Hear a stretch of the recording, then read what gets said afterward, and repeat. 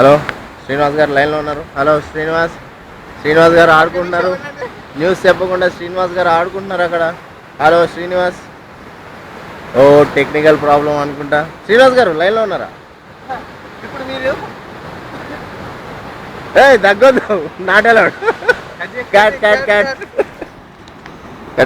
మహాసముద్రం కదా కిరణ్ గారు.